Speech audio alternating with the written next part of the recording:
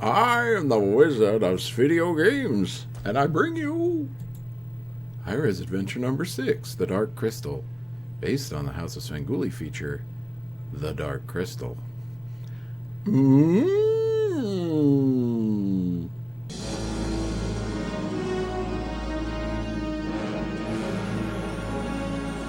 High-Res Adventure number 6, The Dark Crystal, was the sixth in a series of graphical adventure games created by Sierra Online after their success with High-Res Adventure number 1, Mystery House.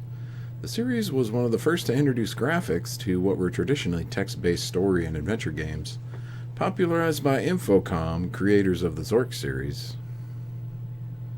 The Dark Crystal was designed by the queen of adventure games, Roberta Williams, who helped bring visuals to adventure games and would go on to create the King's Quest series with her husband Ken Williams, after appearing on the cover of Soft Porn Adventure.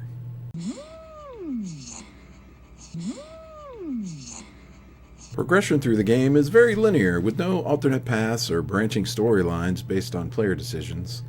As was typical of early adventure games, the challenge lay in figuring out the right sequence of commands in order to progress. Sound was limited to the sparse beeps and boops of 1980s computers, offering even less fidelity than 8-bit Nintendo quality chiptunes. Game sounds in those days were about equivalent to even the most sophisticated hand farting that your dad could muster.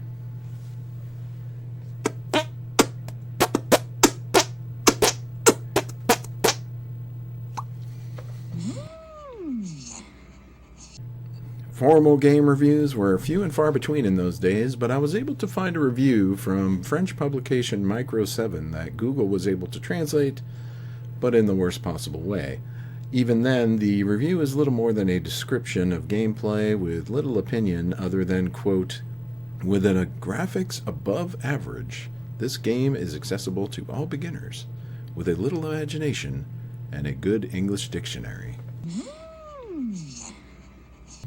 High-Res Adventure number 6, The Dark Crystal, would be difficult to find and play today without knowledge of emulators and Apple II command structure. However, the official Dark Crystal website at darkcrystal.com hosts an enhanced version of the game that you can play right in your web browser, which is like your phone but on a computer. With updated graphics and some simplified commands, it's not a bad way to revisit this ancient Gelfling artifact.